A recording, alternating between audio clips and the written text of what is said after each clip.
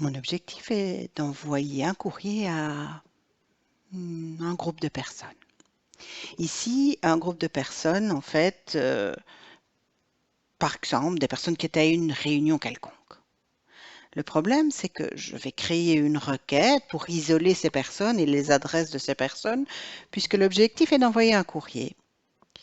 Mais il n'y a pas de logique. C'est les personnes qui étaient là à ce moment-là, les personnes dont j'ai pris le nom. Donc je ne sais pas faire une requête, je n'ai aucun critère à mettre sur le champ. Je vais devoir aller piocher les personnes moi-même dans la liste. Alors, petit truc, moi, que je vous conseille dans vos bases de données, quand vous savez que vous avez ce genre de choses, c'est d'aller ajouter un champ. Donc, on va revoir le formulaire, hein, voilà, j'ai tous ces champs-là. Et en fait, moi, ce que je vous propose, c'est de rajouter, par exemple, un champ, une case à cocher qui va vous permettre d'aller cocher un certain nombre d'enregistrements. Et alors, vous pourrez lancer une requête qui ne prend que les personnes dont la case est cochée. Et pour ce, tout simplement, dans la table fonctionnaire, on va tout de suite aller en mode création et on va aller rajouter ce champ et on va rajouter ce champ qui est un champ de sélection F par exemple. Donc, je vais reprendre la même règle de nomenclature. Et là, c'est une case à cocher, c'est simplement un champ oui-non. Hein? Quand la case est cochée, c'est oui. Quand la case n'est pas cochée, c'est non, tout simplement. Et quand j'ajoute un champ oui-non, Office, on va aller voir que Access d'Office vous ajoute cette case à cocher. Et donc, vous pouvez le faire après via le formulaire ou tout de suite via la table ici. Hein. Je vais prendre cette colonne-là et aller la rajouter vraiment près de mes noms et dire ah non, lui n'était pas, oui, elle y était, elle y était, elle y était pas, elle y était, etc. Et je vais simplement aller cocher les cases des personnes qui étaient à cette réunion. Et j'enregistre évidemment les modifications apportées à la mise en forme de mes données, puisque je rappelle que le changement de données, lui, s'enregistre automatiquement. Et maintenant, je vais aller faire une requête. Créer une requête en mode création sur la table fonctionnaire.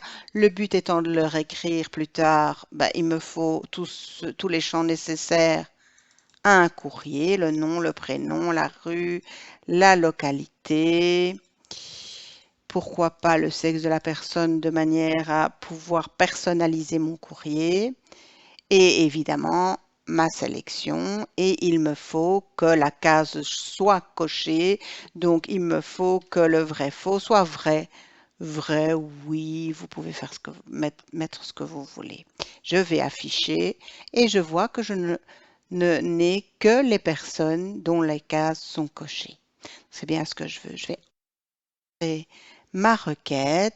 C'est ma requête 4, R04, les sélectionner.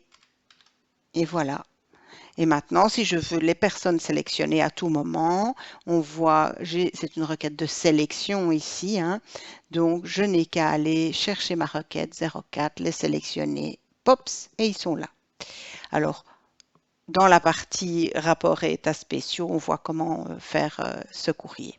Imaginez maintenant que vous ayez un second courrier à faire avec un autre bloc de personnes. Donc, qu'est-ce qu'on va devoir faire?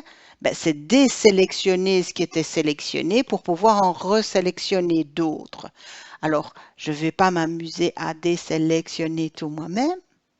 De nouveau, il existe une requête. Je vais créer une requête sur ma table fonctionnaire. Je veux prendre le nom et le prénom de mes fonctionnaires si je veux. Comme ça, vous verrez au moins de qui il s'agit. Et ma sélection. Et je vais aller désélectionner ceux qui sont sélectionnés. Donc, je vais agir sur mes données. C'est une requête action. Je vais aller mettre à jour ces données. Et donc, La requête de mise à jour me permet de dire critères. Tu vas aller chercher les personnes qui sont sélectionnées, donc pour lesquelles le champ sélection est sur vrai, et la mise à jour, eh bien, tu vas les mettre sur faux. Tu vas les désélectionner. Et j'enregistre cette requête. Je vais d'abord vous la montrer. C'est ma requête 05. Effacer les sélections. Alors, on voit que c'est une requête de mise à jour. Elle est ici, hein, vous voyez, avec le petit crayon. C'est l'icône pour les requêtes de mise à jour. Et je vais refermer ceci. Si je la lance, qu'est-ce qu'il va? D'abord, je vous remontre peut-être les sélectionnés. Voilà, j'en ai 9 qui sont sélectionnés. Hein, voilà, Dufresne, Bernandez, etc. Je vais lancer ma requête, effacer les sélections, ma requête de mise à jour.